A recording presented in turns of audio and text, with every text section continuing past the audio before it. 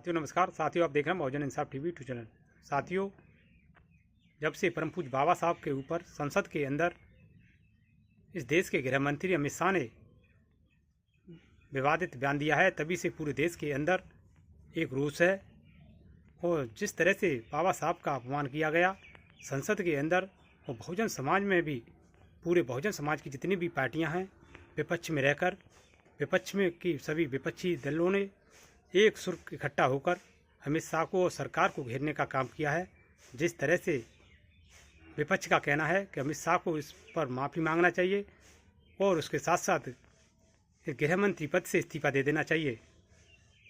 तभी से गृह मंत्री पर चारों तरफ से दबाव बना हुआ है और उसमें खासकर जिस तरह से संसद के अंदर डॉक्टर अम्बेडकर रटने का काम जिन लोगों ने किया है, उन लोगों ने अब तक भगवान का नाम लिया होता तो शास्त्र पुछती, स्वर्ग में पहुंच जाती।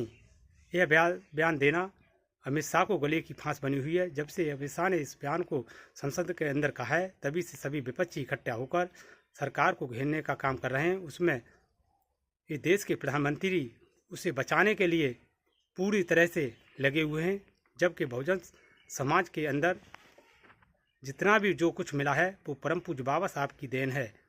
जिस तरह से चपरासी से लेकर कलेक्टर, जज, इंजीनियर, डॉक्टर और राष्ट्रपति तक बने हुए हैं, तो उसमें परम पूज्य बाबा साहब के संविधान की देन है।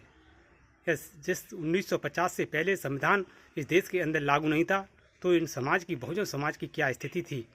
जब से बहुजन समाज को इस संविधान का और परम पूज्य बाबा साहब ने लोकतंत्र की व्यवस्था की है, तभी से लोगों को सुकून का, चैन जिंदगी जीने का अधिकार मिला है।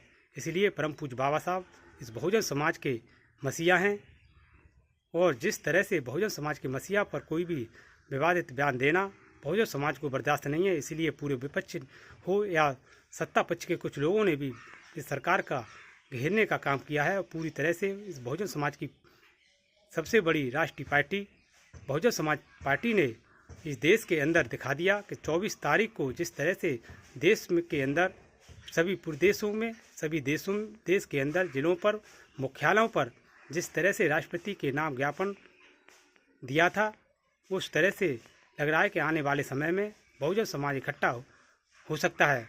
यदि बहुजन समाज इकट्ठा होगा तो बहुजनों का राज होगा। इसलिए देखते रहिए बहुजन इंसाफ टीवी चैनल को लाइक, सब्सक्राइब, शेयर और घंटी वाला बटन दबाएं, जिससे आने वाला नोटिफिकेशन आपको मिलता रहे।